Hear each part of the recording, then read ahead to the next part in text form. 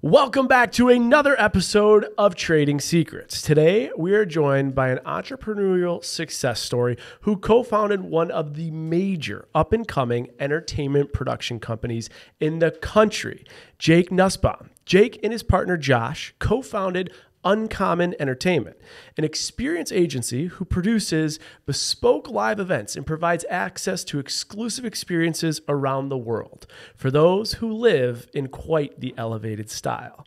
Uncommon Entertainment has produced A-list events across the country, from Hollywood to the Hamptons. Their most notable upcoming event will be hosting a star-studded party at Super Bowl 57 in Scottsdale this Sunday after a successful event at last year's Super Bowl in Los Angeles, which featured performances by Justin Bieber and Drake. Today, we are going to learn all about behind the scenes of the A-list party production, what it takes to produce some of the world's most popular events, and what these two have done and what they have in sight for the future. Jake, thank you so much for being here on Trading Secrets. We are excited to have you. Appreciate you having me. Okay, now for people back home, I'm going to call Jake, we're just going to refer to him as the mystery man, okay? Because this is how I came across Jake. Syracuse, New York. For all my, my Buffalo people back there, we know Syracuse University. They host Tom Brady, Jimmy Fallon, and Julian Edelman, a.k.a. Jules, for just a random Syracuse basketball event. And I'm sitting there scratching my head. The agency guy in me is like, who did this deal? Well, I see the picture. Jake's there. Okay. Then I see this other Super Bowl party in Miami that he puts together. It was like, was it the Post Malone party? What party? Okay. Post Malone. Post Malone, yep. I see a picture. Jake's there. Then I meet Jake. Then I see another party. Justin Bieber. Jake's there. Then I see Drake. Jake's there. Then this gets even better. For all my people that are fans of Lo and I are hosted by the chief marketing officer and the entire marketing staff of the LA Rams, front and center, down at the suite, right at the end zone. I look to my left. And Jake's there. He's in Devontae Adams' suite working a Taco Bell deal. He's the mystery man. He's everywhere with the biggest people in the entire planet. And how old are you, Jake? 29. 29. Okay. So 30 this year. So I'm having him on Trading Secrets today to talk about not even your curiosities back home, my curiosities. How does this guy get these deals with the biggest people? What are they paid? How does he orchestrate them, etc.? So, Jake, what was the first thing you did to get into this industry and really break into an industry in which you are trying to get a hold of the most demanded people in the entire world? Yeah, so I was an athlete growing up, upstate New York, Albany area, and once I realized that I wasn't going to play professional sports, which is a lot of kids' dreams, I knew I wanted to be in sports in some way, shape, or form. Went to college at UMass Amherst, graduated, didn't learn much, to be honest with you, but I learned, growing up, I learned how to be a good person, and that networking is really an important part of life, and fell into a good situation right out of college at a company called Talent Resources, who actually is producing another event this weekend as well. I worked there for 3 years and just really fell into the right situation there where I was able to learn, meet a lot of really great people. At the time, the company was producing the Rolling Stones Super Bowl party, which they're actually producing again this year. Wow. And I kind of just got thrown into the mix, and I never knew I wanted to be in events, but I've learned that I was good at it and I could leverage the events that we're producing to meet the right people to kind of help with other business ventures in life. And that's kind of how I fell into the sports and entertainment world. Okay, so Talent Resources, that's a name I'm super familiar with. For people back home, they do a ton of events and they do a ton of social media and brand endorsement work. So that's a name that sounds familiar. I've probably done a bunch of deals with them. What was your role at Talent Resources? So I kind of came in and was on the sports side there. I was a small company. So, when anyone wants to kind of get into the sports or entertainment industry, there's kind of two routes, right? Okay. There's one route that you can go and kind of go to a bigger agency like a CAA, WME, Wasserman, yep. Or you can go more boutique. Okay. There's no right way or wrong way, but I went the boutique route and, basically led up the brand partnership side of things for the sports and athletes that we had relationships with. So kind of just connecting brands to these athletes. And then we also produced a number of events throughout the year, and that's kind of how I got into the event world. Because people are going to hear this and they're going to be like super intrigued. Like, that is sexy, that is fun, that is cool. Did you have any type of connection into the sports world before you landed this job? I interned at a company called a Legacy Agency, okay.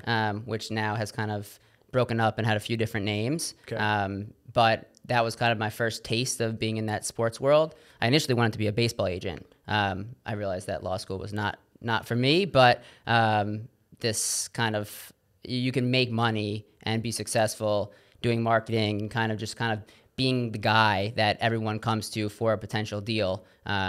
So no money is really left on the table. Knowing what you know about sports, I'm going off the record here, or off the script here, but do most agents of baseball players, NFL players, NHL players, do they have to actually be an attorney? Is that like something that's a definite pre-qualification? No. Okay. But so it's definitely helpful. It is a misconception. Okay. I think it definitely gives you a lot more credibility. Okay. A athlete that has a contract being negotiated, it's probably better to have it looked at by a lawyer. But you look at Lamar Jackson, who doesn't have an agent, right? I believe his mom might be his agent or negotiating on his behalf. I don't believe that she has a law degree. But so no, you do not, but definitely gives you more credibility. Gotcha. Okay. When you're working at Talent Resources, for anyone that's interested in a job like that, around how much do you get paid? Like how much money can you make in a role like that? Honestly, I started off and I think I was working for free. Really? Yeah. I started off as an intern and basically said I would put in the work for the next 3 months. And if you felt that it was a right fit, wow.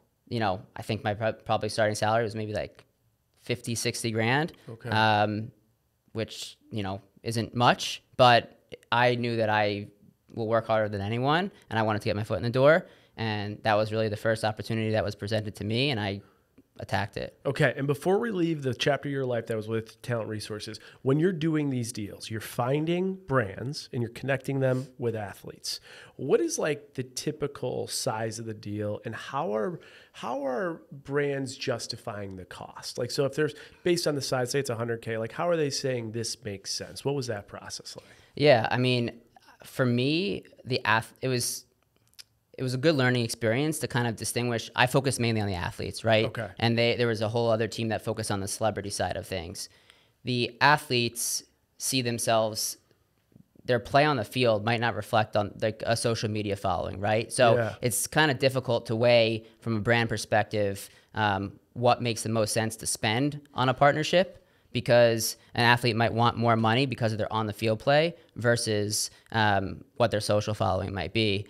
So for me, it was just a kind of a good learning experience to be there for 3 years, learn the ins and outs of the industry, what market value and market rates are for athletes, and what brands kind of want and are looking for. And I was able to use the events that we put together at Super Bowl, at the ESPYs, to meet these athletes, to get these direct relationships, to engage them with brands, which a lot of times we would just go direct to the athlete. And that was kind of our management group. Correct. That was kind of the bread and butter that I learned there, which I've implemented in throughout my career for, the last 9 years. No offense to agents. I work with a lot of agents, but sometimes you can't guarantee that the deal is actually going to get to the athlete. Sure. So it's better to go as direct as possible. We just had Rob Gronkowski on recently after the podcast. I wish we were recording. He said FanDuel's the biggest deal he's ever gotten. His dad negotiated the deal. So that makes a lot of sense. I'm curious, though, for brands' perspective. Would they rather have an athlete that has a big social media following or an athlete that is better on the field? Which serves them better? I think it depends on the deal. Okay. I think Rob is an outlier when it comes to athletes. Of course. But, again, I think that local markets, if a brand's targeting a local market, I think probably on the field play plays a big role. If you're looking for a global presence, finding an athlete with a large social media following will probably directly relate to more positive ROI or direct sales. And give me some size when you're at Talent Resources of the type of deals you would work with, like 5 to 25K, 5K to 500K, 5 to 5 million. What did it look like? So I was fresh out of college, right? I didn't really know what type of deals were presented, what type of money kind of came to the table. Definitely a lot of smaller deals, right? Quick 5Ks, 10Ks, 20Ks, 30Ks, 40Ks. The biggest deal we did was a deal actually with a tennis player, Angelique Kerber. And it was a company out of Australia called Slim Secrets. Okay. It was a 2-year deal. I think it was maybe $500,000, wow, close to it. But that was, like a logo on the tennis bag and social media posts. So that was the biggest one that I did at my time there. Okay, so you're there for 3 years, and then you transition. How do you transition out of it, and what did you transition to? Yeah, it wasn't easy Yeah. because that was all I knew. It was the only people that I knew. So I really found that I was strong in the event space. Okay. So it was kind of just time for me to leave. Is there more money in the event space? Yes, I think that It's like quicker hits, right? yes, there's more time. So like, we'll get into this, but like, planning a Super Bowl event it starts right when the next one ends, right? So Super Bowl in LA ends, we're out to Arizona that next week, trying to find the venue that makes the most sense for what we're trying to do. Wow. So I found the event space as one that is, one, you can make money, and two, you can monetize a lot of other avenues from those events. Got it. Because you can have ticket sales. You could then have advertisers once you have the big headliner, right? But we've seen so many of these like Fire Fests and these big events where there's no way that you can pay for these big people and monetize. How have you been able to do it different than some of like Fire Festival was one of them, obviously. That was completely fraud. And then there was this new one, I don't know if you heard of it, Blended Festival. That was a complete fraud. The chain smokers didn't get paid on that. So that's actually a funny story. What I heard was the producer of that show. So a lot of these events are all structured in a different way. Yeah. At these culturally relevant moments which we're so focused in implementing some sort of presence for our company, we fully fund these events, right? So we are 100% at risk on these projects. Wow. Yes. So it's kind of our job to bring in revenue or align with the right figures. It could be a media partner. You see there's Rolling Stone, Maxim, Playboy, Sports Illustrated events that are happening all throughout. Sure. Or you can align with a hospitality group and a big artist and pull in a title sponsor and then other supporting sponsors as well to help kind of fund it. And then you'll sell some VIP tables to help offset some costs, and hopefully you're in the profit zone. Gotcha. Oh wow, I'm so fascinated with this, and now I'm going down the deep end. But once I'm in the rabbit hole, it's tough to get out. When you do that, where of all those sources of revenue, when you look at the P&L, especially after Super Bowl, what is the greatest source of revenue or profitability? Is it the bottle service? It starts with sponsors. Okay. Sponsors fuel everything else. Got it. So, we have Cash App Visa. That's our title sponsor of the event. Taco Bell is coming in as a kind of a level 2 sponsor. Then we have liquor brands coming in, a couple other supporting brands to kind of help offset talent costs, theoretically, plus more so. And then our table sales will hopefully kind of put us over the hump to, hopefully make whatever it might be. Okay. I don't want a specific amount for each person because I don't want to get you in trouble. But when you generalize this type of person, like a Drake, a Justin Bieber, a Post Malone, a Big Time, a Rihanna, like you put these like big performers in a bucket, on average, what do you think they're charging for like a performance? Great question. And I think it doesn't have to do with money. Interesting. I think that when you get to become a certain level of talent, like a Justin Bieber, like a Drake, like a Rihanna, like a Beyonce, they've done it all, right? So for us, and the reason why I have to give credit where credit's due. The H Wood Group, who's our partner on this Super Bowl event, who's our partner in Miami, and our partner in LA, they are amazing to work with, and they have amazing relationships that they built over the last 20 years of being in the industry to have a trust factor when it comes to booking large level talent. A lot of these other events that are happening have great talent, but they perform a lot, right? So our business model kind of for the last couple years, and I've been fortunate enough to produce Rolling Stone, Playboy, Maxim, Sports Illustrated events. So literally every single event that is going on this weekend with a big media partner, I've been a part of it in some capacity. Okay. So we think a little bit differently. We'll go and attack a big artist with our hospitality group and partner, H Wood, and find that big artist, and then find a title sponsor that can kind of help support that.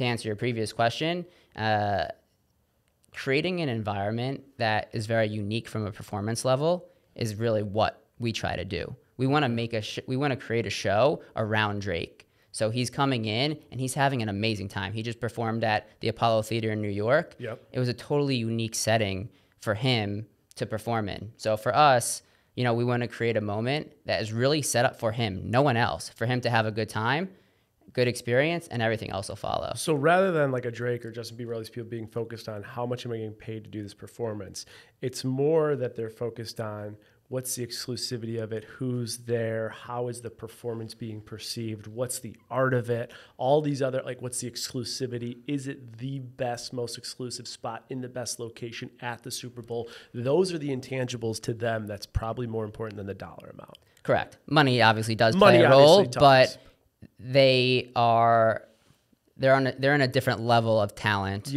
when comparing to other performers that are kind of performing outside of, you know, obviously Rihanna's doing the halftime show, but more of these smaller parties. It's really been important for us to create just a different environment and a different setting with the right people, with the right table layout.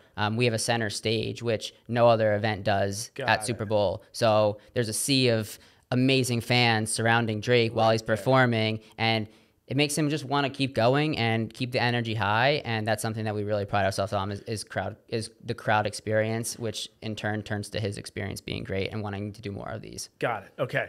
I got to be the drill down guy because it's just what I do. Cardi B, I know for in the Hamptons, it was a bar mitzvah. She did 30-minute performance, $300,000. A Super Bowl event, give me an idea. There's somewhere in the like 250 to 750 range. Am I off? Am I close? For who? For like a big artist like this. I don't want to get you, I don't want to point Drake out because I know you can't speak to that. You already told me that. But like a Justin Bieber, some of these people, like I want to generalize because I don't want to get you in trouble contractually, but like these big people, what, like 250 to 750? Yeah, I would say, you know, when you're looking at P&Ls and looking at kind of what costs go into an event, right? Yeah. Being able to strategize and finding the right talent for the right value is the most important, right? You can find a great talent for $100,000, but they actually might take $300,000 for another gig, or you know their market rate can vary depending on the type of setting of the event that it actually is. Knowing all of the events that are going on, I would say a fair range, not including our event, for other events that are going on. Talent probably ranged from $100,000 to, I would say, $400,000 to $500,000 at the max per artist. Just knowing the market and what other acts are out there. Interesting. And then I was doing some research for this podcast on the table list, like the amount that people will pay. I think that the largest table number, tell me if I'm wrong, it was like $50,000 or $75,000. We have a couple packages that we actually curate specifically for, you know, someone who wants just a really high-end elevated experience. We have a package that's $250,000. That's $250K for an event. What do you get? You get kind of an area that fits about 25 people. Okay. It's barricaded off so no one else can get in. Private security. Say there's a brand logo that they want to put on the pillows, we'll fully brand it. You get unlimited alcohol. So you know, whatever our alcohol sponsor is. Drink until you drop. Grey Goose and Patron. Yeah, and you drink until you drop. And it's more of the space that you have, right? This place, you know, we're doing it at a hangar and it's going to be an absolute zoo, right? So creating a setting where you actually have a little bit more comfortability to just enjoy the event, right? Have the best line of sight to the stage and, you know, have a little bit of room to move around. Do you get backstage access for $250K or no? Not with Drake, no. That's wild. But we'll elevate the experience. You know, you obviously won't be able to go into the green room, but we'll have them walk the red carpet that when you come, you'll be doing. Okay. Which a normal guest wouldn't necessarily walk and kind of have that moment with press and stuff like that. That's pretty cool. Yeah. Okay. It's $250K. Another question I got for you is about the networking side, the way you position yourself with even, you know, someone that can afford $250K to Drake. Where do you find the people that can spend $250K on the table? You know, we don't promote the event super hard, right? We did a press release and it kind of just picks up its own weight. This is my 8th Super Bowl. So it's really just been honestly being a person that has always been doing and producing these events. And my partner, Josh, who couldn't be here, handles more of like the hospitality and the VIP side of things. So all tables flow through him. So just over the years, honestly, of being at Super Bowl, I've actually never been to the game. I've been in the city of the Super Bowl for the last 8 years. Never been to the game. I'm a Vikings fan, so once they go, then I'll go to the game. Maybe next year. I feel that as a Bills fan. I'm with you. Maybe next year as well. Yeah. We'll see you there. Yeah.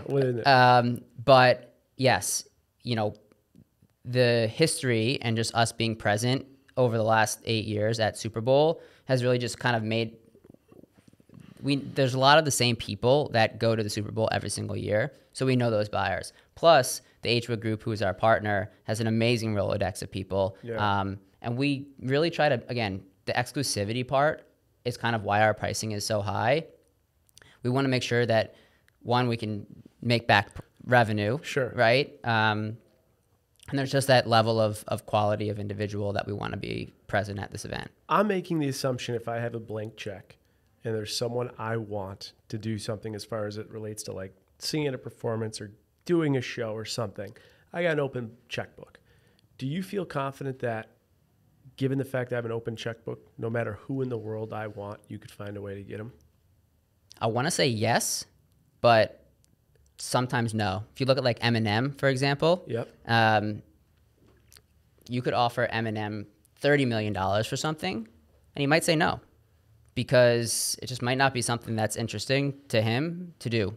Been fortunate enough to been around a lot of top A-list celebrities, A-list athletes, and a lot of it really comes down to time.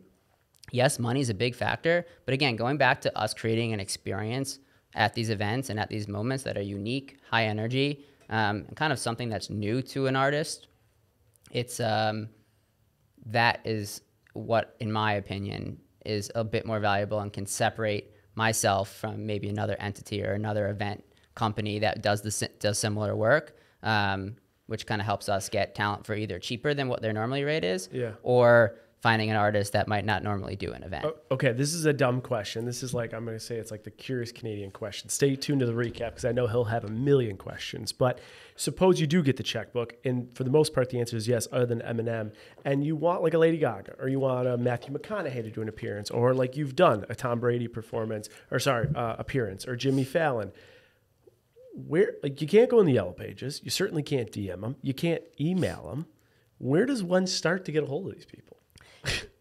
Back to these events, I feel that over starting out, I handled the guest list, right? I was the guy. I was the guy that everyone wanted to reach out to come to the event. They had to go through me. Whether they knew it or they didn't, they had to go through me. So over the last 8 years, I built a network of, in the most humblest way, being the guy at these Super Bowl events. So people knew who I was. Yeah, people, they need you to get in. Correct. So now you have all who they are in their access. Correct. So say not every event is profitable. Sure. And not, Josh and I started this company back in 2020. The first ever event that we produced where I wasn't working for a different company was the Palm Tree Music Festival with Kygo, that was a partner. Oh, yeah. Miles and Austin are partners of ours. We started that event with them. They've then scaled it to international. There's an Aspen show this year, Hampton show, and then they just announced a Laguna show. It's actually on sale today. But,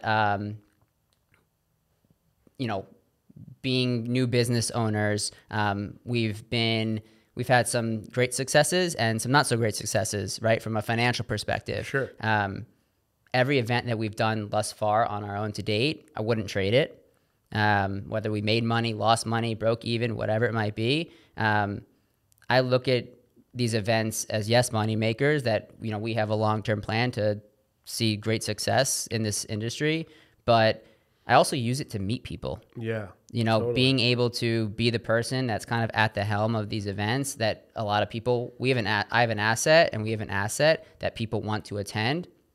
So it kind of helps our brand relationships, help our talent relationships, and helps our athlete relationships to kind of be that entity that everyone flows to. So when another business venture comes around later in the year, say someone in Dubai has $20 million, I want them to know that they can come to me or come to someone around me.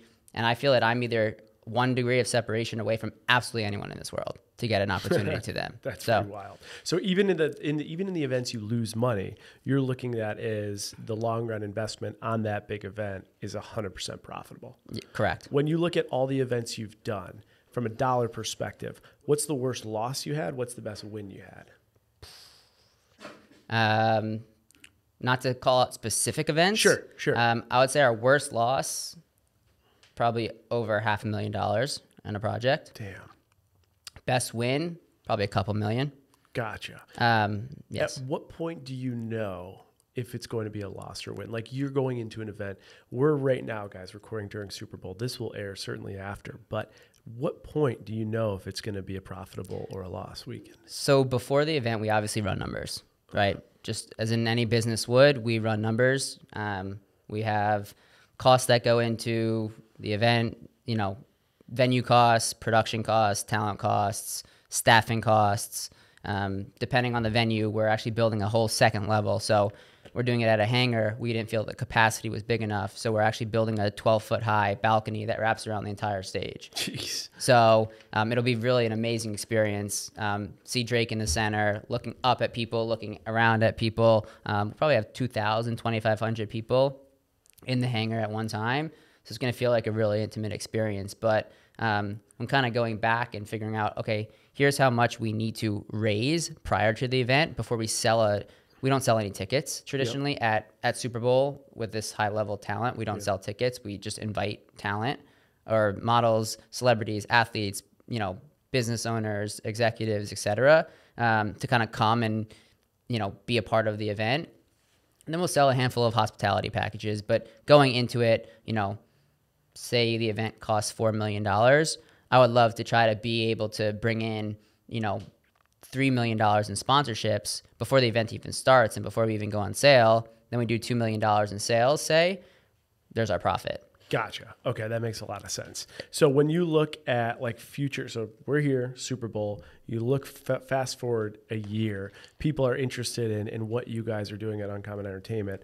What's the next play? Like, how do you know if the next play is going to be getting Tom Brady to show up to a birthday party, or it's going to be doing a big, event for, I don't know, Jay-Z? Like, how do you plan for what's next? Yeah, so basically, last year was really kind of our first full year of being able to start the year as a company. We have 6 full-time employees now, all that kind of run different areas of the event. We have someone that leads sponsorship, someone that leads the technical production side, someone that leads artist relations, someone that leads all of our VIP, hospitality side of things, someone that leads staffing and literally staffing 150 people, all of our waitresses, all of our front of house staff, all of our hosts. It's very big jobs that go into these events. Yeah.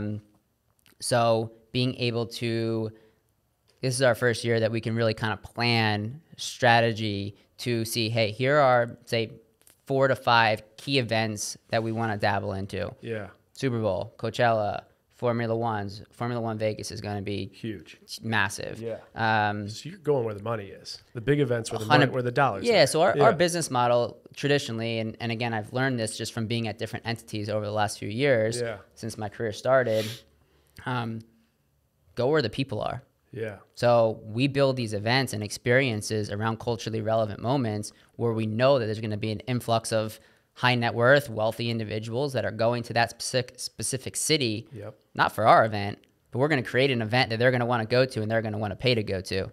That's pretty sweet. And plus the dollars and cents, like you make $1 million or you make $500,000 per event, you do 5 events a year. That's all you need. Correct. Plus you have, other ventures that could lead, that could come up to something. Correct. Can you, in that whole deal with Syracuse University, are you allowed to disclose what they were paid or no? Like you want Tom Brady to go to a basketball game. What do you got to pay? Tom is amazing. Tom is amazing the way that he can control situations. It's obviously amazing. On the field and off. On the field, on the field and off. I can't talk numbers. Okay. But you know, a lot of it also is around charity. We do a lot of charity work. Got it. You know, Syracuse obviously has been known for, you know, getting some great talent. And honestly, again, it kind of comes down to relationships. You know, having good relationships with individuals, and or other entities that can help get talent there.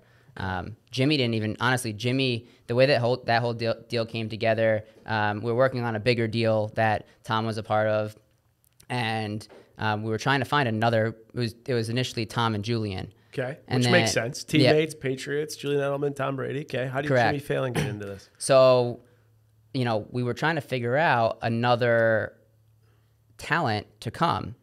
We were brainstorming tons of different ideas. Who would be really good in that setting? And, you know, we wanted to make sure that whoever it was that was there, you know, Tom felt comfortable with as well. Yeah. So we were thinking of local talent because it was literally like the day before the event. Okay. I forgot who they were playing that day. But all of a sudden Jimmy's name came up. He was in the Hamptons. He literally took we literally got him helicopter from his house to Teterboro, onto the plane, to the game. They went to the game. Jimmy was conducting the band. He went on the court. He was amazing. And it actually like alleviated a little bit of like pressure from Tom or Julian to do anything crazy there too. He just was great. And this was actually before Tom. He was a free agent. This was right when he left the Patriots, so no one knew what he was going to do. We were sitting on the plane. I was trying to llisten as best I could, but no one, you know, he didn't say anything. It was super casual. It was a really great experience for me. But yeah, Jimmy was great. I think the only reason Jimmy really wanted to go, honestly, was just to hang with Tom and Julian. That's wild. So the biggest question I would get when this scenario comes up is who pays for that? Like, who is Syracuse pay for that? Who's paying for this? There are entities that help kind of fund those experiences. Okay. And they do it for a big PR splash for the university, for the campus, things like that. Yeah, you know, it's not a lot of other schools do it. So it's overall it's a, you know, a mix between a marketing play, a relationship starter. It's really great from a press perspective from the school. Yep. Honestly, the players love it as well. Okay. Jalen Hurts was just there. I didn't do that deal, but Jalen Hurts was just there. So overall, you know, the people there are really great. And honestly, it's shown they're amazing, amazing supporters of just the school and the area. And no other school does it. So it's obviously, you know, I didn't go to Syracuse, but it shows that they obviously have a nice support system. They got the right people in their corner. They have a nice support least. System. All right, we got to get your trading secret, something that someone couldn't learn in a textbook or a classroom, only from you. Before we do, just in case this isn't your trading secret, I need to know it. A guy that's 29 years old that I see everywhere, knows everyone. Rob G comes in to do the interview. Rob walks out. He knows you. Literally everyone fucking knows you. Number one marketing tip, number one networking tip. You're 29 years old. How are you 1 degree separation from everyone, and what advice would you give to someone who's not great at networking? You know, it's a great question. I think for me, and something I've just grew up learning, one, confidence, I think, is a really big thing. And I think a lot of people do it better than me, but being confident in any certain situation to talk to absolutely anyone. I like that. That's the first thing. And doing good business. Yeah. Something I've learned, and you know, no one's perfect, but being a good person, doing good business in the industry will help relationships scale and grow, right? So someone might not know that I'm the guy, but hopefully I made a good impression on you. Sure. So, hey, an opportunity comes around where there's a brand that wants to throw an event. Hopefully I'm the guy that you now reach out to, right? Yeah. And now we do business together. Right on. So I really think it's just being humble, staying true to yourself, being a good person, and being confident in what you do, knowing that you are an expert in your craft and you're going to do the best possible job that you can on a respective event. Then the relationships will be maintained and then scale. I love it. I think it's like really good high-level advice that everyone could take no matter what job or place you live in. And then I think even like one of the things as you were talking, I was thinking more about too, like the drill down is you also created a system in which the people of like the highest wealth and biggest networks need you for a certain service or whatever it may be. And when you do that, that also accelerates your networking and who you're working with and how you're working with them. It reminds me of, I'm thinking about ChatGPT, right? So ChatGPT, they have all this technology to do all these things. So they create this. But what happens? There becomes issues and problems in colleges and kids that are like writing their essays through ChatGPT. So what do?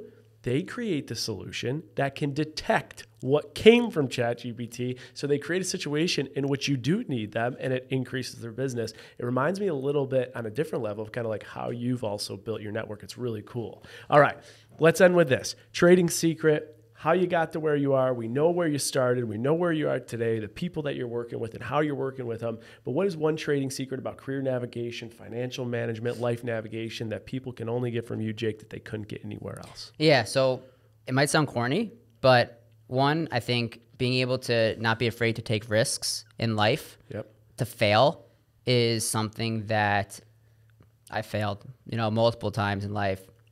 I've also learned a lot from those failures.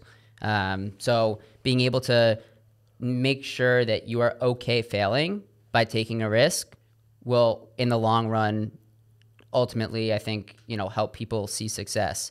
And the second thing, again, just like on a football team, like you are a team. I am nowhere personally without my business partner, without the team that I'm surrounded by.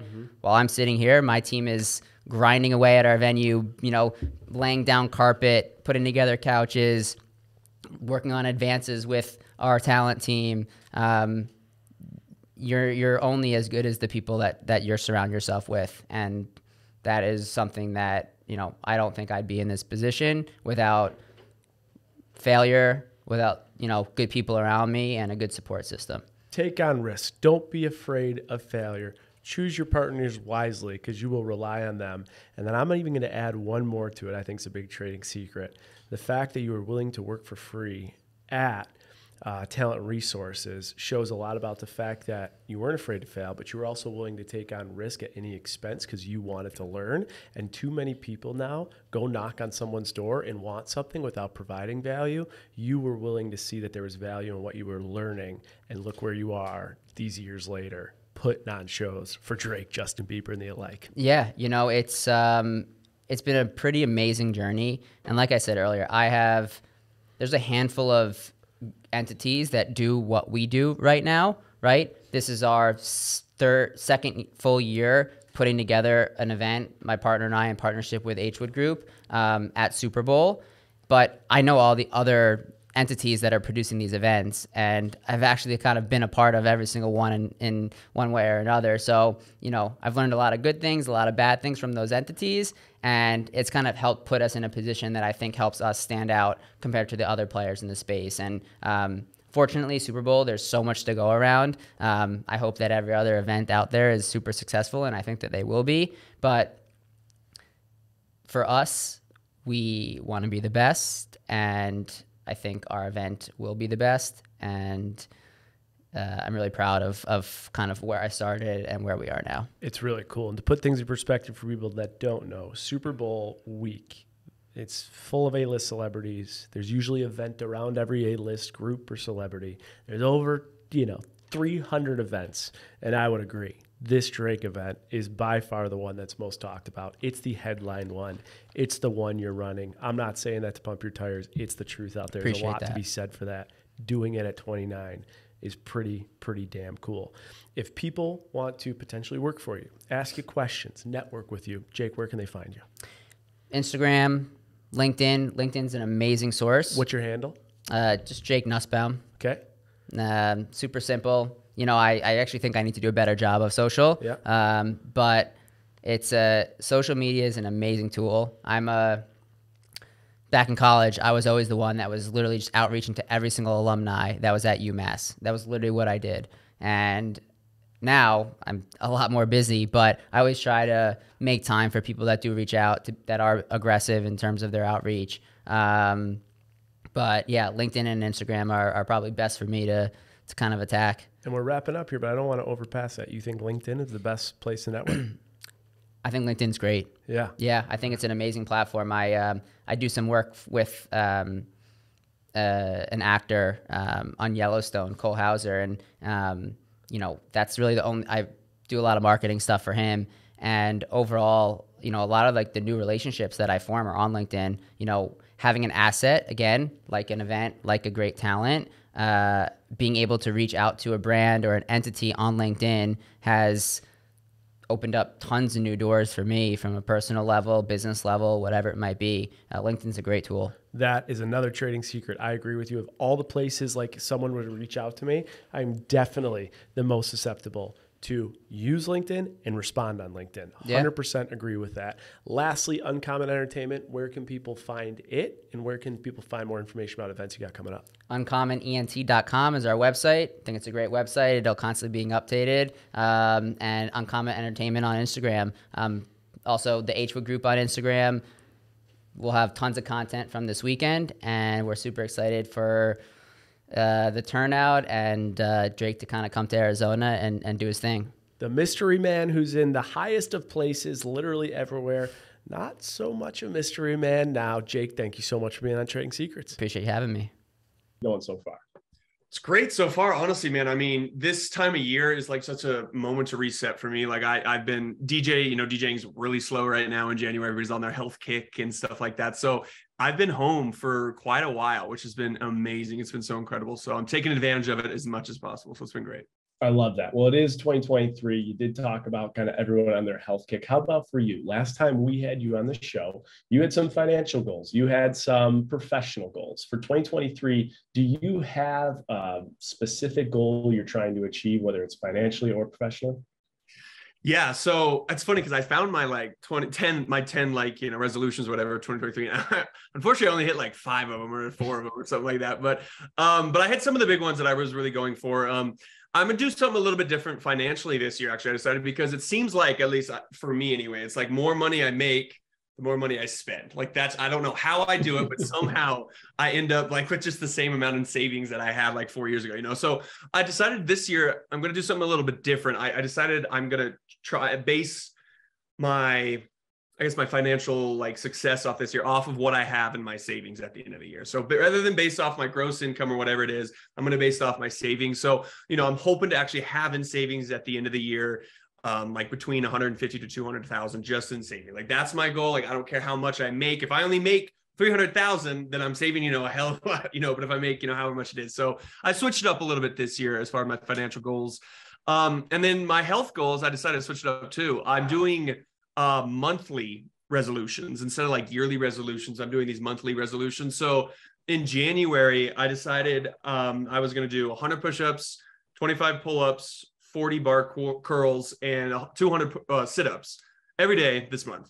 And I've actually done it. Like I've actually like sat down and I've done it. Like I've gone upstairs. I have a gym upstairs and I've done it. And even on the road, like I found like balconies to do pull-ups on, things like that. And it's been great. It's like something like it's like I felt responsible. Like I felt the responsibility to do it. And I can see a difference. Like my strength's gone up, definition, things like that. So I think I'm gonna do that throughout the year. I'm just gonna do, I was thinking next year I might do like stretching and yoga in the morning or stretching and meditation in the morning.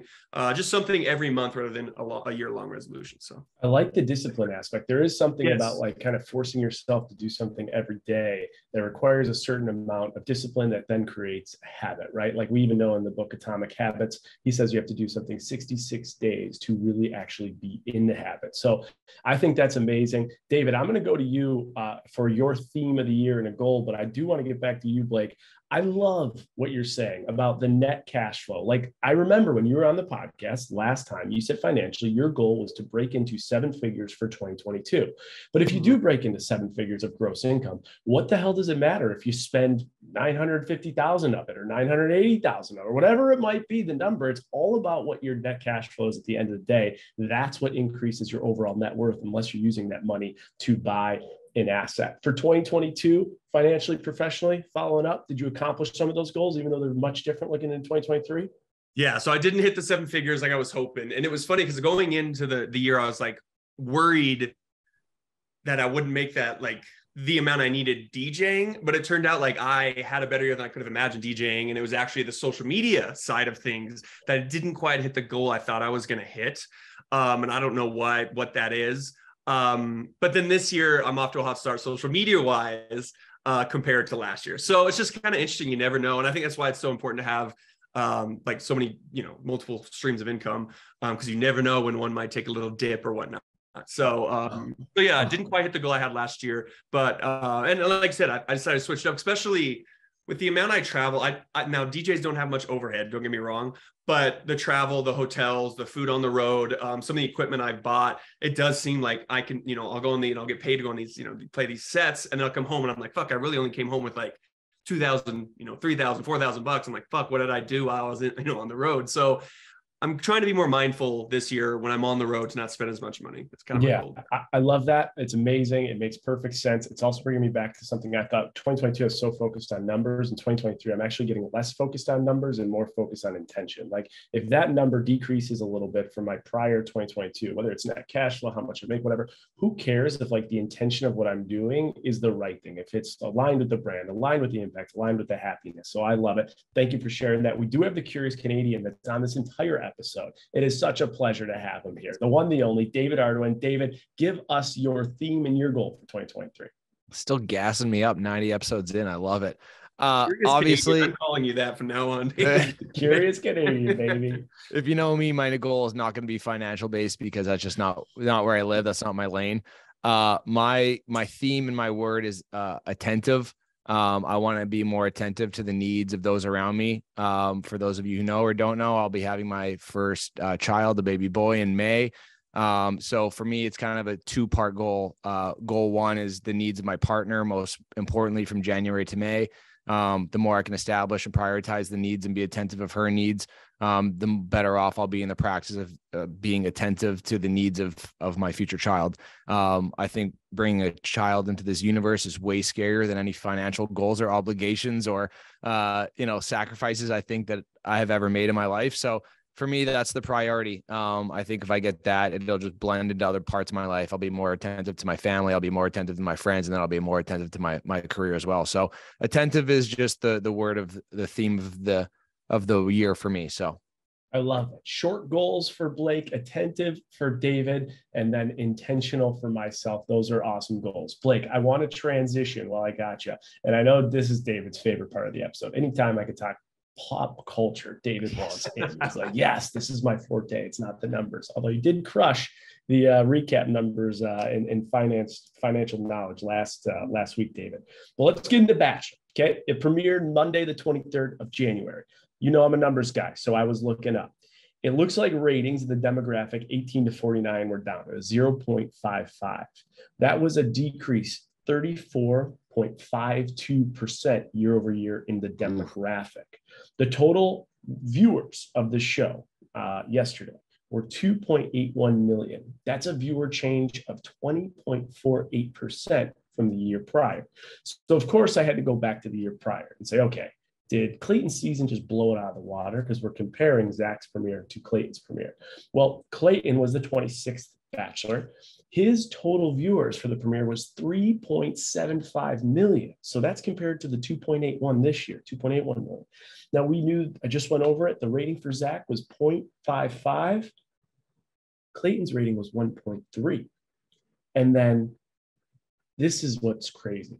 When you compare Clayton to Matt James the year prior, Clayton's premiere was down 28% from Matt James, a drop of 1.45 million. Those are significant drops when you look at 3 years of the premiere of The Bachelor. It's a guy who's very familiar with the franchise, and a guy who's been on many different shows. I want your just like professional take on what is the takeaway? What's the direction? What do you feel knowing what you know about the show and all your experiences on all reality shows? Yeah, so those numbers are, I would say, almost kind of expected to a degree.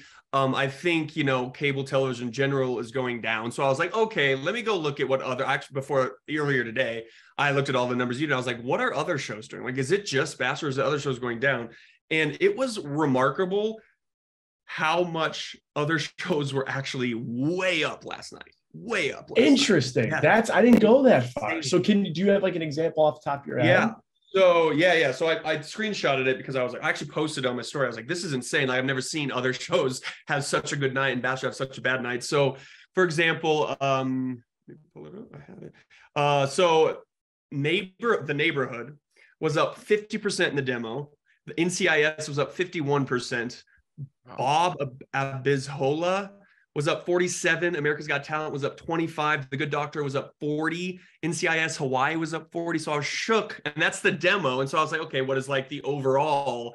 And it was everything. There wasn't a single thing not more than 15% up in the night on viewership. Wow. Yeah. So I was like, that's crazy because, cable television is dying. But then you have a night like this where you lose 40% almost in the demo for The Bachelor. And everything is up. There wasn't anything that wasn't up 30% or more in the demo. So that shocked me. That I was like, okay, that says something, I think, about where the show's headed rather than just seeing the numbers.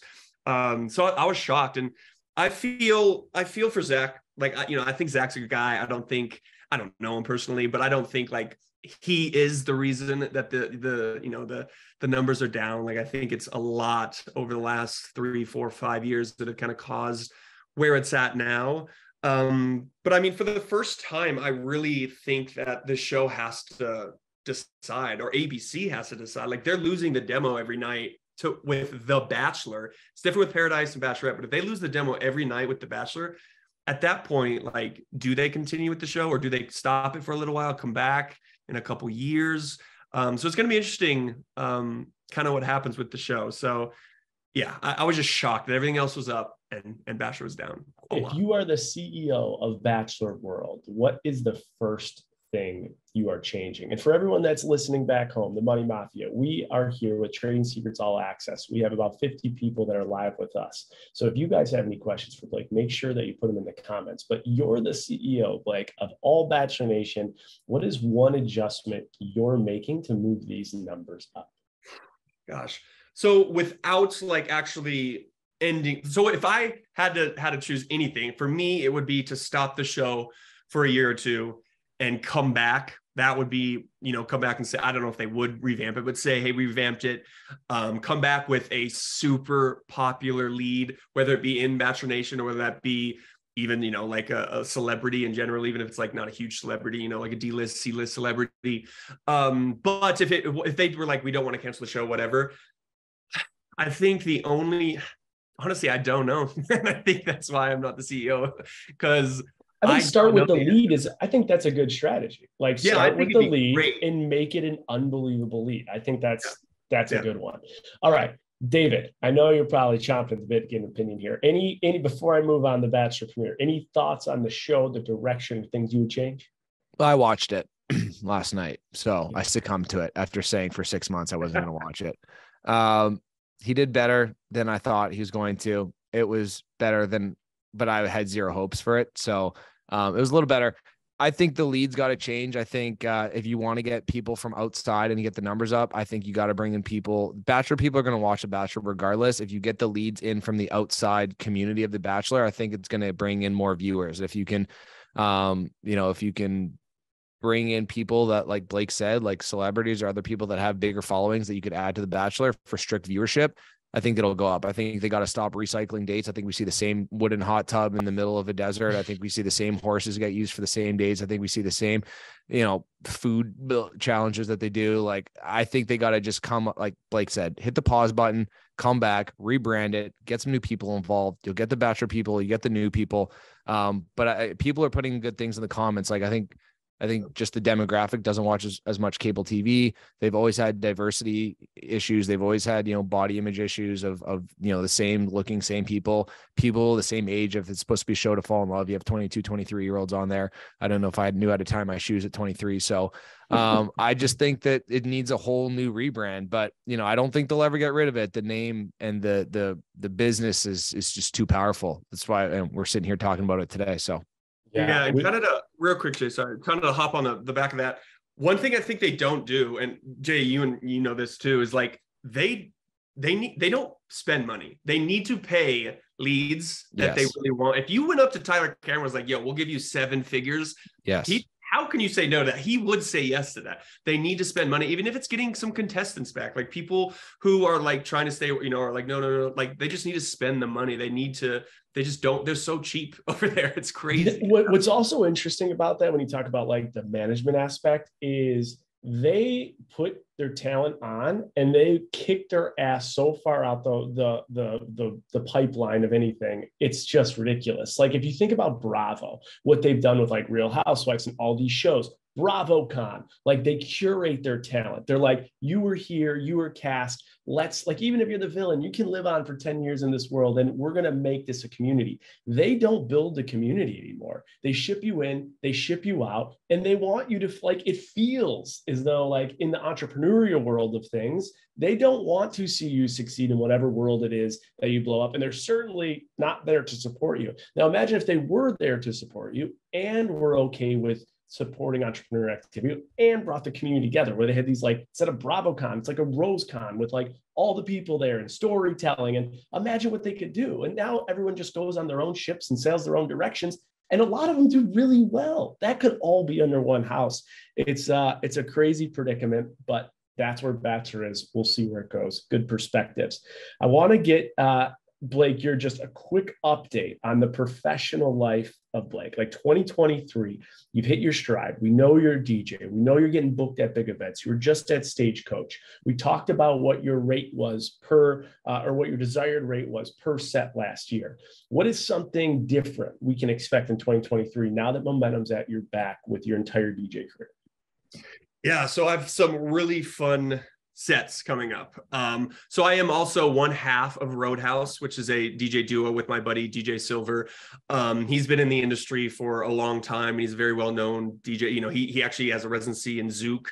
What is explain that? Because someone might be, I'm part of Roadhouse. I'm one of two. Explain what Roadhouse means. So Roadhouse is basically a DJ duo. So think of the Chainsmokers, Loud Luxury, Cash, those kinds of guys. So there's two of us, and even when I went into this, I didn't exactly know what that anticipated, like what to anticipate when doing that. But when we're up there on the controller, on the decks, it's fun because you don't know what your partner's going to play. And then he'll play something, you have to feed off of that and play off of that. You don't know the beats per minute. You don't know the key it's in. So it's challenging, but it makes for a really fun set and a really fun environment and a lot of energy in the room, because not only is somebody working hard on the decks, but I can get on the mic, I can run around, I can pour the shots, he's doing the same, then I can jump behind the deck. So it's something I never thought I would do, but it's really fun to be a part of a DJ duo. And it makes kind of life easier to, in general, look at this Zoom, like when you have a lot of people to bump ideas off, to bump conversations off, it's the same way behind the decks with music. Like when you see him play something, like, damn, that was really good. I bet I can play this leading into this. So it's really fun. It's challenging, but it's really fun. And we got some big things coming up. We're playing some of the biggest clubs in Vegas. We got two sets at Zouk World at Zouk at Resorts World Vegas, playing the IU Day Club, the biggest day club in Vegas, Memorial Day weekend, which is going to be absolutely insane. And then the biggest news, I'm really excited about, actually, we have our first single dropping on March 3rd. So 3/3, we have our first single dropping called Only You, and you're gonna see me kind of feed into it on my socials and everything. But really excited about it. It's actually a song that was written by Illenium. I don't know if you guys know who Illenium is, but he's the biggest DJ on the planet right now. He put it this way: this man makes, we looked it up, we asked his manager, this man makes $360,000 for an hour set. Jesus, it's crazy, man. It's crazy. Wow. So he's the biggest DJ. Yeah, it's insane, man. He got a residency at Zouk. No, he's not at Zouk. Maybe he's at Omnia in Vegas. I can't remember now. But yeah, it was like for 1 year, man, it was like, yeah, it was a lot. It was like 6-7 million for 1 year. And this guy wrote the single you're dropping? So this guy wrote the song. And this happens a lot in not just the DJ world, but every freaking genre. They'll write a song and they'll be like, I just don't feel good about it, put it on the back burner, and then they'll put it up for sale. So we bought the song, and then can you share how much you paid for something like that? So yeah, it wasn't much actually, man. So we roughly paid about $15K. Now that seems like a lot. I think that's a lot for like a backdoor song. It seems like a couple fucking words, 15. Yeah, I know. Yeah, this man probably wrote this in his freaking garage. You know what I mean? He actually lives just a few doors down from me here in Denver. It's kind of crazy. So 15K. It seems like a lot, but just having his name attached to it is a big deal. So that alone, you're not just paying for the song, you're paying for the rights, kind of his name, if you will. So we bought the song, we remixed it, we made it our own. That's releasing on March 3rd. So we're pretty excited about that. Hopefully it pushes us kind of where we want. I always say it just takes one song. It just takes one song to really blow you up and put you on, on the mainstream. So fingers crossed for that. That's gonna be a big moment for my DJ career. So. Like, that's huge. I can't wait for when that comes out. When it does come out, let us know. We'll share it everywhere we can. And that will be the biggest bop that will be on my workout playlist. That's for sure. So congratulations. Guys here that are with us at Trading Secrets. I said guys, but everyone that's here, it's just a New York thing. If you have any questions for Blake, let us know in the comments. Blake, let me ask you this. Before I get into Dubai, I got to ask you, Trading Secrets, you just gave me a number. That should suffice. But do you have any type of number related component talk to me about since you've last been on the show? Maybe the best deal you did, worst deal you did, your goal of like how much you actually want that net amount to be after your spending. Do you have any type of number related goal looking into 2023 as it relates to your finances or your professional world? So actually, I did want to kind of discuss with you about this anyway, but I actually got my first big equity play this year. I'm really, really excited about that. That's something I've been wanting to do for a long time with this career.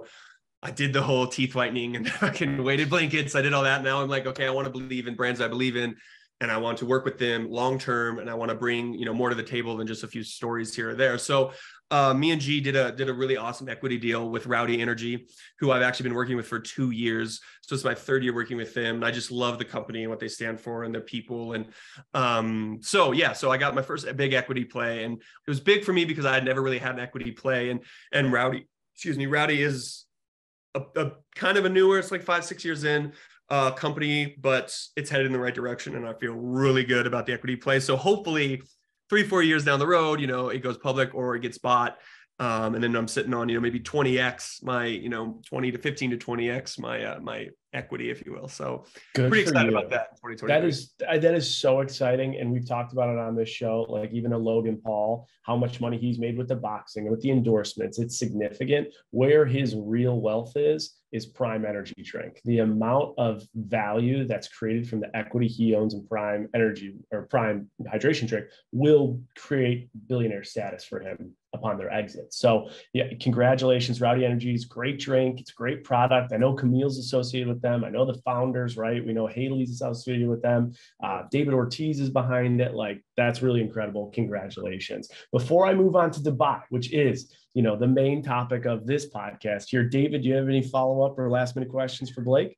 No, I just hope he's got the percentage of his new savings goal. He's got a nice little engagement ring planned in there for, gotta take care of the girls, See what you did there. Yeah. You put a little stash away for that, don't you? Good. Hey, Blake, when you start looking, let me know. I went through the whole process. I know a guy. Yeah. He's got a guy. Got you. Everyone's got a guy. I got a guy too. I got a guy. He's got a guy. We'll get G a ring. Congratulations on all your happiness. Let's get into the last part of this discussion. Dubai. So Blake calls me out of nowhere. He's like, hey man, do you want to go to this event that is a paid opportunity for me in Beaver Creek? If you want to share the brand, Blake, I'll let you share that brand. I don't want to, put that out there. It's your business. And I was like, actually, man, I'm going to be in Dubai that week. I think I'm going to go. There's a lot of question marks about this trip. Is this Fire Fest 2.0 or if it's real? I don't know. But if it's legit, I'm going to go to Dubai. And Blake was like, oh shit, I forgot about this. G got an email about Dubai and we didn't even respond. So me talking to you, like, hit that like light in your head, your switch went off, and you actually went through the process of talking to them and were offered the opportunity to come on Dubai. So tell me a little bit about what that process was and what happened. Yeah. So exactly like Jason said, we were on the phone and he mentioned, I was like, oh yeah, I think G got an email about that. And we looked and it was, I want to say it was like mid-December, maybe. I don't really remember exactly when, but we honestly to God thought it was a scam. We were like, this is too good to be true. We get a lot of weird emails all the time. And I was like, this has got to be a scam. And then when Jason said he was going, I was like, oh, it's not a scam. Like if other people are also, and then you mentioned a couple other people that have been invited. I was like, oh, this isn't a scam. I was like, gee, like email them now. Like, this is amazing. This would be so cool. And so we emailed them. We went back and forth, just kind of being like, is this real? I can't tell. Like, are we going to go out there and then get like traded into, slave labor? I was like, what is happening? So I was like, it's like, this is a lot. So we went through the process. And I want to say, I can't remember exactly. It was like maybe like a week, 7-8 days before, maybe even 10. They were like, okay, awesome. We got you. Send us all your info, your, frequent flyer number, all of that stuff. So we did. And we didn't hear an email back for like 2 days. We were like, that's strange. And then all of a sudden we get an email. It was like, hey, I'm sorry, guest list is full. And I was like, no way. I was like, I think so. I guess the point is, I don't know if they were telling the truth, that we really did wait a little too long to email them and to get back to them, or it was just one of those things where they were like, I don't know if they're right for this. I don't know if they have the right audience. I don't know if they have the right demo, any of that. I don't know if they looked and they were like, yeah, it's just, let's bump them for like Kendall Jenner or, somebody else who's like Matt, whatever it is. So I don't know. And this happens, Jay, you can talk to this too. This happens a lot. There are a lot of things that fall through, business opportunities, trips, whatever it is, they'll often pull out. So I don't know if I'll ever know the answer, but of course they were like, listen, we can have you back in March. Like, we'd love to have you back in March, but we'll see. Now I'm like, fuck you guys. It's very, very peculiar how these things work. And, there was a question in the group here, like, who is we? It was a PR firm that sent it. They're in charge of a big marketing title splash to create here. And that's interesting. And I did, when I was there, I heard that had happened a little bit. And the tough part about it is exactly what you said. You're always wondering, just like, why? What exactly was it? Was it that was too late or not? And this happens in our world with brand deals all the time.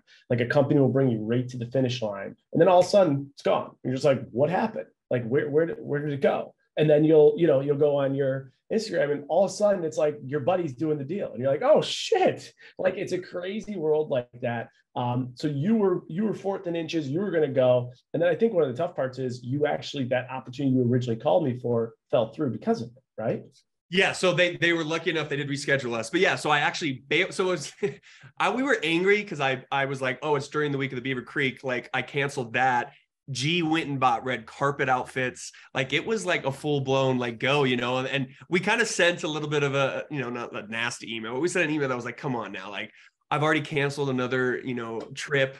We've spent money on carpets, red carpet outfits. And they were still like, I'm sorry, it's full. So, but I was able to reschedule it, and I'm going the weekend later to Beaver Creek. So at least I'm happy about that. So. All right, good. So the deal got rebooked, and you have that opportunity to go to Dubai in March. Definitely follow up with them and definitely go. We're going to talk all about it. Pretty incredible. So it was wild. I'm going to talk about that email that came in. I'm going to talk about the details of that. So everyone stay tuned. All of those questions will be answered. David, before we let Blake go, do you have any questions for Blake as it relates to Dubai and the whole process he underwent? Is it still like a bucket list place? You still want to go? Yeah, for sure. I mean, Dubai in general, so it's funny. Like you mentioned, I've been on a couple of different shows, and one of the shows I was on was like with a bunch of international people from all over the world. And it's crazy how like Dubai to them is like Mexico for us, if that makes it. Like they'll just like hop, skip a plane over to Dubai because most things are paid for and it's free and everything, you know what I mean, for influencers, if you will. So it was kind of insane to see talk to all these people, and all of them were like, Dubai's amazing. You got to go to Dubai. You got to go to Dubai. But for us in America, that's not like something that we really think like, oh, let's just hop on a plane and go to Dubai. You know what I mean? So yeah, I definitely want to go out there. But we'll see in March. If the problem is my calendar, like this would have been perfect. Like January slow for me DJing, like it would have worked out. So we'll see. Got it. You'll get Beyonce next time. Yeah, I was like, actually, that's what I want to see is Beyonce. That was just earth. Yeah. That was life changing. Just the concert was absolutely insane. Yeah. But Blake, yeah, this world's crazy. Some things work out, some things don't. Obviously, a lot's working out for you. Congratulations on the single that's coming out. Let us know when it does. We will promote the hell out of it. And congratulations on everything you have going on. We appreciate you jumping on this unique episode of Trading Secrets, and we'll be in touch. Yeah, awesome. Thank you, guys. Have a good one, Jay. It's good to see you. Blake.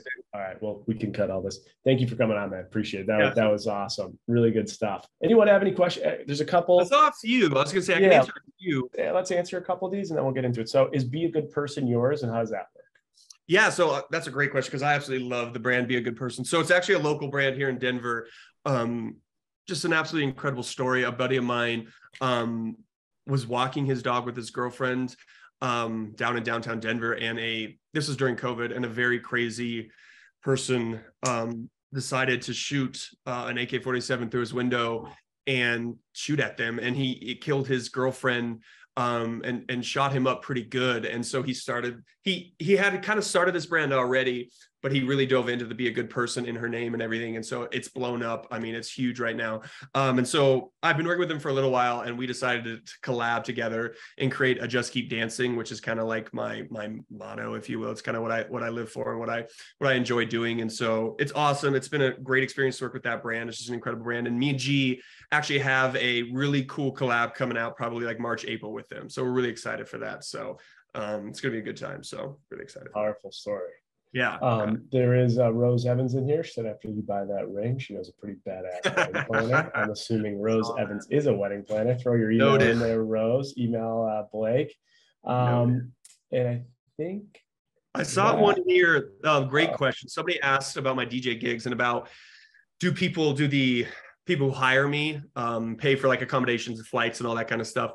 Normally I'll have just like a buyout. That's usually the easiest way. I'll just be like, listen, pay me, $10K and it's a full buyout. Like I'll pay for everything else on my end, or we'll do something where it's like, okay, 7,000, I'll pay for flights, or, and then you pay for a hotel, or 5,000, you get flights, hotel, food, all of that, transportation. Ubers add up real fast. So transportation, things like that. So it kind of just depends, but I try to just get a buyout. It's the easiest way to do it. But yeah, that was a great question. This one's a really good one. This is like the main premise of the book too I'm writing. So I'm really curious about what you can share. But now that you and G moved in together, how do you manage finances? Do you split bills? Do you keep things separate? Like, do you have a system yet that you've started? That's a great question, because that was something that we had some trouble with at the beginning. We did, because I'll be honest, she comes, and it's been awesome in a lot of ways and challenging in others. She comes from a different culture. She comes from a culture in Venezuela and that Latin culture where women don't pay for anything. And that was a bit challenging for me. I was like, whoa. Like, you gotta help out a little bit. But we've come to, some different ways of paying for things. I mean, she's living in my place. So I pay, for the mortgage, 100% of the mortgage. We don't split the mortgage. But then, she pays for like the cleaning, the maids and things like that. She pays for the new stuff around the house. She pays for the food. She does the cooking, the laundry. So it's like very, almost like traditional in a way, which I never, ever thought I would be in a relationship like this, but it works for us. And she's actually looking to buy a place down in Florida. So when that happens, she's going to have a mortgage on her own. So I think we'll go back to being like, okay, like we'll just kind of all of us do everything together. But for like the last year, roughly, that's kind of what we've been doing. But it's a challenging thing, and it can ruin a relationship. It really can. Finances is incredibly difficult in a relationship. So. It's a mass. I mean, this is like literally the whole second book. It's a massive, like financial infidelity and just financial issues is a huge cause of breakups, divorces, and so many issues. And at the end of the day, like I think we've learned with financial deception, like left and right, with every story we read and every documentary we see, that people lie, numbers don't, right? So if the system works for you, step one is that you have the conversation. Most people don't. Step two is you have a customized system that works for you. I never thought about cultural differences either. I think that's such a brilliant thing that actually helps me as I'm writing book two. That's such a good perspective that most people don't think about. Yeah, it was super interesting because I was just kind of like blown away. I was like, wait, what? Like, it's kind of crazy. So, and she's kind of, compromised a little bit on, for me and like what I anticipated too. And so and we are open. Like we discuss, obviously, like we have the same agent. So we discuss a lot of the same agents. So like we discuss what we make and everything. But like, I still I'm a very cheap person, very frugal. So I'll see her go and buy, like some like, you know, I don't know, like some Gucci purse. I'm like, what are you doing? You know, at the end of the day, it's like her money. It's her money. Like if she wants to spend her money, it's, you know, it's that way. I try to get her invested in a 401k or something. I send her the shit you post all the time. I'm like, see, listen to Jason. Listen to Jason. I think I gave her a lecture on that last time. I know. Yeah. You can buy the bag. It's fine. Let's first set up our IRA. Exactly. Then we buy the bag. I love it. So there is a question here about how KB and I manage finances and if we do it different. So I do spill that in the book and in our episode. So I'll explain it. It is definitely different than how Blake does it, but it's a very customized solution. It's something that we have figured out. And there's flaws with it. There's flaws that have come into play. And I do talk about that in the book and in our episode. So you guys have to stay tuned for that. I think that's it. Does anyone have any other, before we wrap up your transition, does anyone have anything they want to ask Blake or come on and say anything? So real quick, I'll just say, Amanda, I'm playing at 115 Bourbon Street down in Chicago. So I'll be down in Chicago. It's Kenny's spot. So if you want to come out now. So. Cool. All right. I'll give people 5 seconds. 5, 4, 3, 2. I don't see anything else. Chelsea's a big fan of you guys. Blake, thank you so much for your time. Thank you, guys. We'll talk soon, man. All the best. Absolutely, man. Good to see you. All right.